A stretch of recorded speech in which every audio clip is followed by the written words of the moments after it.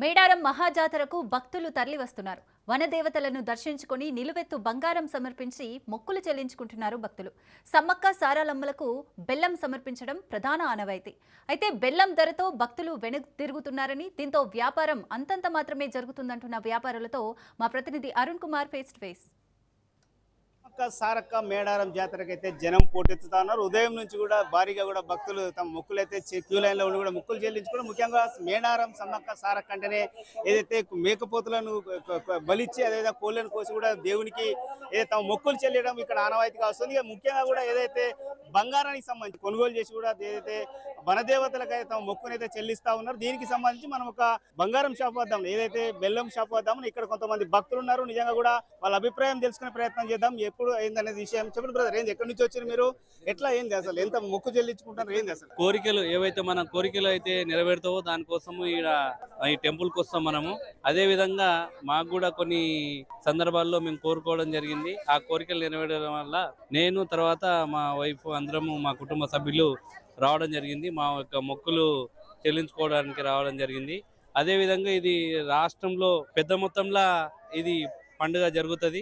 ఈ వనదేవతలు ఇక్కడ వచ్చి ప్రతిష్ఠించిన వెంబడే చాలా మంది భక్తులు చాలా లక్షల్లో వచ్చి ఇక్కడ వాళ్ళ యొక్క మొక్కులను తీర్చుకొని పోవడానికి వస్తారు. మేము కూడా అందుకోసమే రావడం జరిగింది. Thank you. ఇదైతే భక్తులు తెలుపుతున్నారు. దీనికి సంబంధించి కూడా మన దగ్గర బెల్లం షాప్ యజమాని ఉన్నారు. నిజంగా కూడా ఎట్లా ఉన్నాయి అంటే గిరాకులు వీళ్ళు ఎన్ని సంవత్సరాల నుంచి ఇక్కడ బిజినెస్ చేస్తా ఉన్నారు అనే దాన్ని మీకు తెలుసు. చెప్పండి బ్రదర్, ఎన్ని సంవత్సరాల నుంచి మీరు ఈ వ్యాపారం చేస్తా ఉన్నారు? ఎట్లా ఉన్నది సార్ బిజినెస్? సుమారుగా 20 సంవత్సరాలు బట్టి ఇక్కడ మేము వ్యాపారం చేస్తున్నాం. 2006లో ఇక్కడ మొదలెట్టామండి మేము వ్యాపారం. అంటే 2026 మాకు ఇది 11వ జాతర.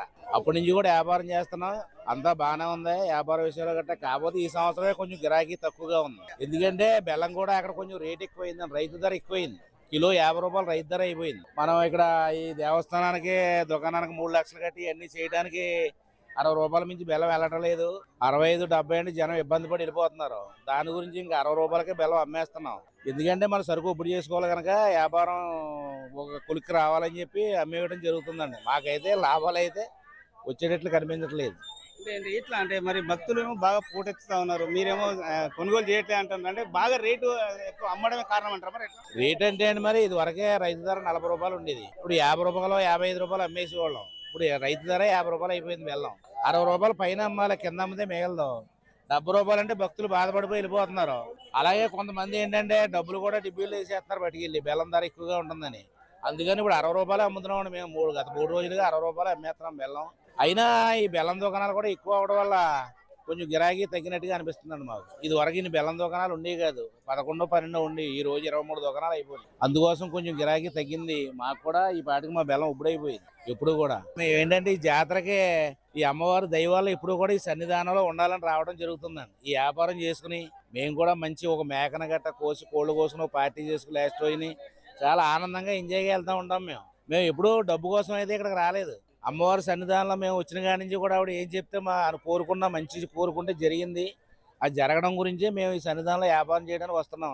మేము వ్యాపారం చేసినంతకాలం కూడా మాకు లాస్ ఏం రాలేదు. ఎంతో కొంత లాభమే పట్టుకెళ్ళాము. దండగా అయితే మేము పట్టుకెళ్ళలేదు. రైట్గా ఇదైతే ఇటు భక్తులు కావచ్చు, అయితే వ్యాపారులు అయితే వాళ్ళ అభిప్రాయంతో పాటు వాళ్ళ బిజినెస్ గురించి కూడా తెలుపుతున్నటువంటి పరిస్థితి కొనసాగుతా ఉంది.